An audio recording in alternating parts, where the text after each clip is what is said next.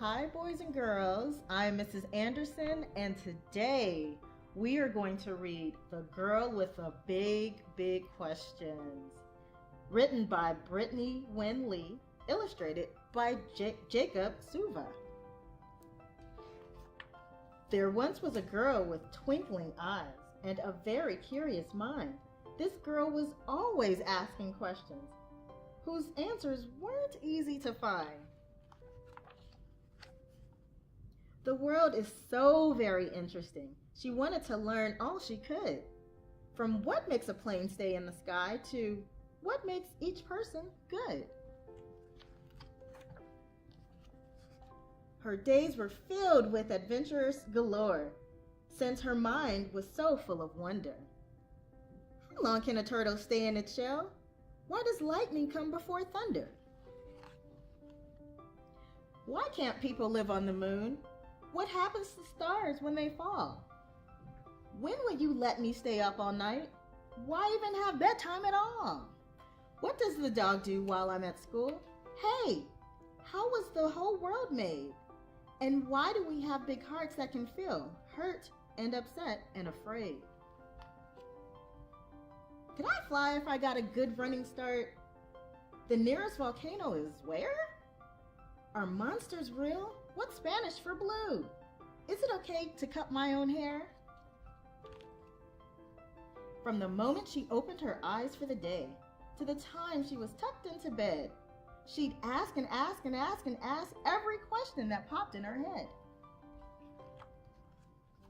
At first, her neighbors, teachers, and friends tried to answer her wonder-filled mind, but after a while, their encouraging smiles were replaced by the rolling of eyes.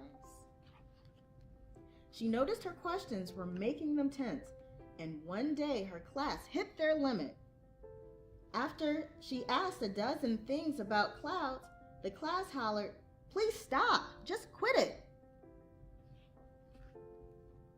Embarrassed, the girl tried to quiet her thoughts and not raise a voice so curious, so that no one would be too uncomfortable or even worse, furious. But one day, she found a nest of birds, built low and exposed near the ground. Why would a nest not be in a tree?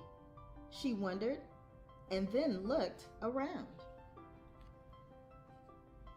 She was all by herself, with no one to ask, so she ran to the library shelves. She read about cities and the lack of safe places for birds to build nests for themselves. Like hunting for treasure, she searched and learned more answers that made her frown.